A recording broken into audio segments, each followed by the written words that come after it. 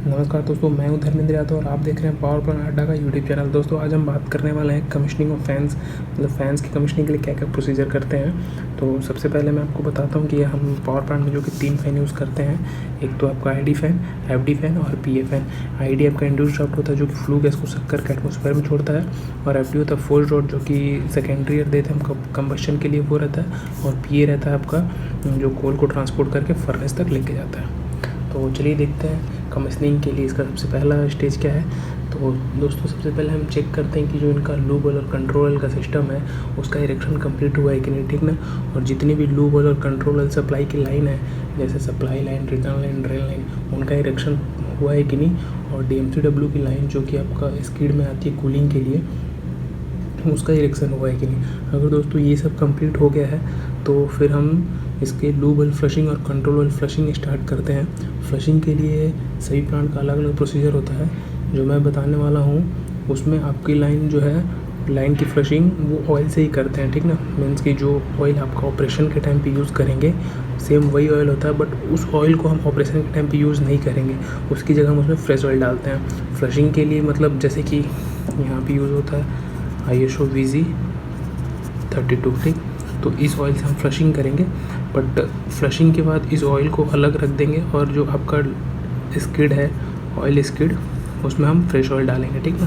तो ऐसा नहीं कि मतलब फ्लशिंग करके फिर इसी ऑयल को यूज़ कर लिया, ऐसा नहीं करते हैं, ठीक।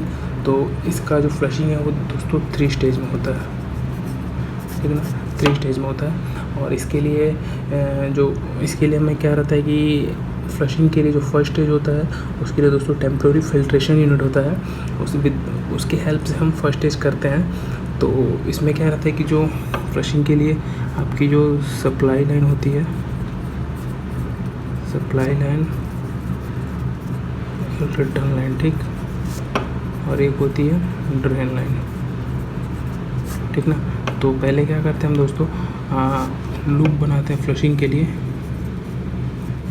सप्लाई लाइन और ड्रेन लाइन।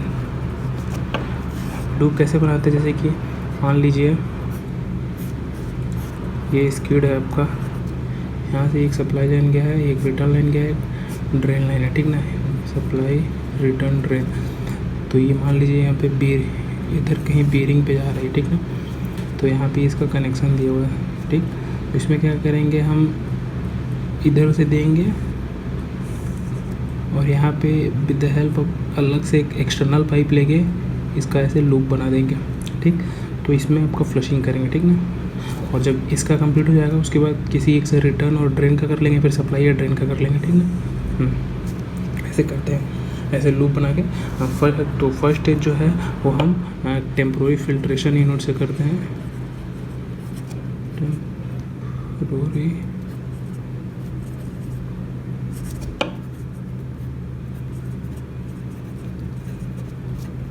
फिल्ट्रेशन यूनिट से करते हैं, ठीक, फर्स्ट स्टेज, ठीक। और फर्स्ट स्टेज आपका टेम्प्रोरी फिल्ट्रेशन यूनिट से करते हैं। सेकेंड स्टेज जो होता है आपका वो इसके परमानेंट स्किड से ही करेंगे, ठीक। और जो थर्ड स्टेज होता है, थर्ड स्टेज में दोस्तों मैं दिखाता हूँ इसमें कि आपको ये परमानेंट कनेक्शन करके करते, इसमें परमानेंट कनेक्शन करके करते थर्ड स्टेज में।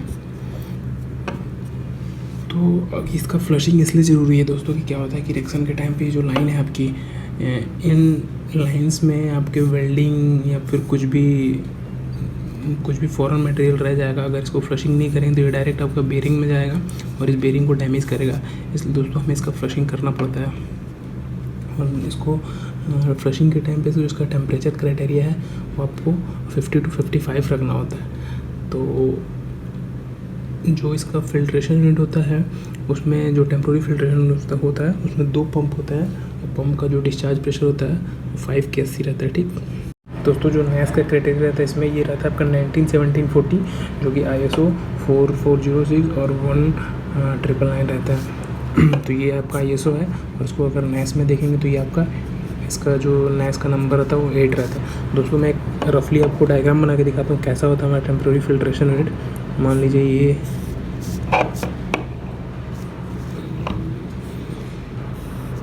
ये उसका ऑयल टैंक रहता है,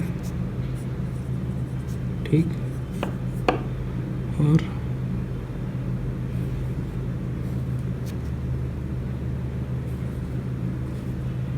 ये आपका पंप 1 रहेगा, ये पंप 2 रहेगा, ठीक। ये यहाँ से दोनों का कॉमन हेडर निकला और इधर आता है, और यहाँ पे इसके कई सारे डिस्चार्ज पॉइंट रहते हैं। तो यहाँ पे जो है आपका ये जो आपकी supply line, return line, drain line है, ये वाली पॉइंट यहाँ पे हम कनेक्ट कर देते हैं, ठीक ना। मतलब किसी दो में ही कनेक्ट करेंगे, दो डमी रहते हैं यहाँ पे। तो दोस्तों ऐसे फिल्ट्रेशन यूनिट रहता है, ठीक। और जैसे ही आपका दोस्तों फ्लशिंग कंप्लीट हुआ, इसके बाद हम इसका जो फ़ैन का मोटर है उसके नो लोड ट्रायल के लिए आगे बढ़ते हैं। उससे पहले हमें कुछ ज़रूरी चेक पॉइंट्स है तो उनको चेक करना रहता है।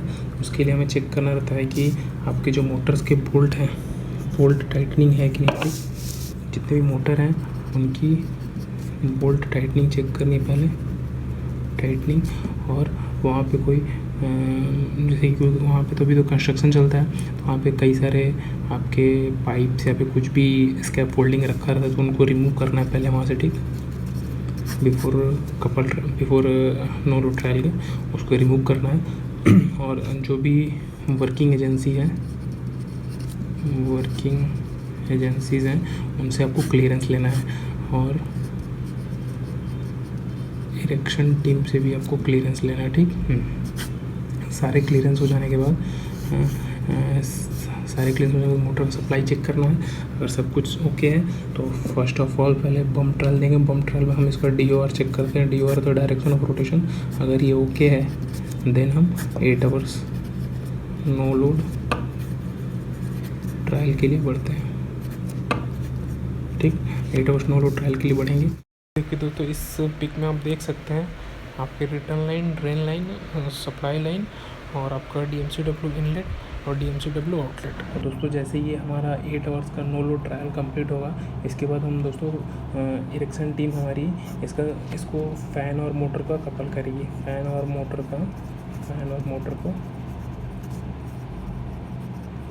कपल करेगी, ठीक। तो कपल करेगी तब तक हमें और कुछ चेकलिस्ट होता है। इसके लिए हमें सबसे पहले और अगर इनका कपल ट्रायल करने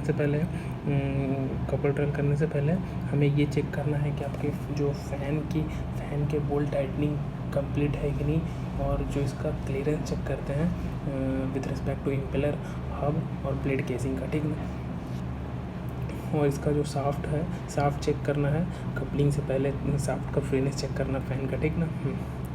और इसके बाद दोस्तों हमें ब्लेड पिच का कैलिब्रेशन चेक करना है। और जब सारे प्रोटोकॉल्स आपके चेक हो जाए देन आपको करना है कि सारे वाटर की लाइन, ऑयल की लाइन कनेक्ट है कि नहीं आपकी स्किड में, जो जहाँ पे लगेगी, ठीक ना। और जो आपके ऑयल की लाइन है, मतलब लूब ऑयल की लाइन है, लूब ऑयल की लाइन जो है वो बेरिंग्स में कनेक्ट है कि नहीं, ठीक। बेरिंग्स में कनेक्ट है कि नहीं, ठीक ना। और उसके बाद दोस्तों इनका जो डक्ट है उसका इनलेट आउटलेट डक्ट की पोजीशन चेक करेंगे। और इसका जो डैम्पर है, मतलब कपल ट्रायल से पहले इसका डैम्पर भी चेक करना है हमें। और इसका जो फ्रीनेस है रोटर का उसको भी चेक करेंगे। और आपके डक्ट के अंदर सारे सपोर्ट्स रिमूव करने हैं हमें, क्योंकि वहाँ पे क्या है कि आपको बहुत उस टाइम तो आपका कंस्ट्रक्शन चलता रहता है, तो अंदर में बहुत सारे सपोर्ट्स या फिर स्कैफोल्डिंग पाइप रहते हैं, तो उनको रिमूव करना है। और जितनी भी एजेंसीज वहाँ काम कर रहे हैं उन सबको इन्फॉर्म करना है कि हम इसका कपल ट्रायल करने वाले हैं। तो वो क्या रहता है कि उनके जितने मैन पावर रहेंगे वो सारे वहाँ से हटा देंगे। अगर आप ऐसा नहीं करेंगे तो कोई अंदर मैन पावर काम कर रहा है तो वहाँ पर एक्सीडेंट हो सकता है, ठीक। और दोस्तों जब ये इसका 8 आवर्स का कपल ट्रायल होगा उस समय दोस्तों आपको हर 1 घंटे में आपको वाइब्रेशन रीडिंग भी लेनी रहती है। और अगर बेरिंग का टेम्परेचर बढ़ रहा है तो उस समय थोड़ा सा ग्रीसिंग करवाना है। बट दोस्तों ये ध्यान रखना कि ज़्यादा ग्रीसिंग ना करवाएं, क्योंकि ज़्यादा ग्रीसिंग करेंगे तो टेम्परेचर और बढ़ेगा, ठीक ना। तो ये विशेष करके ध्यान रखना है, ठीक।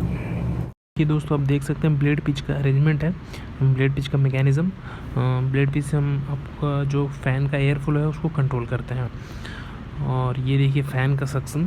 तो दोस्तों मैं बताता हूँ आपको, FD फ़ैन और PA फ़ैन में ही आपका जो फ़ैन का सक्शन है वो एटमॉस्फेरिक होता है। In case of ID fan ये आपका ESP का आउटलेट, ID फ़ैन का सक्शन होता है। और ये देखिए आपका फ़ैन का डिस्चार्ज गेट है। तो ये था दोस्तों आज का वीडियो फ़ैन की कमीशनिंग पे। वीडियो कैसा लगा ज़रूर बताएं, चैनल को सब्सक्राइब करें, वीडियो को लाइक करें।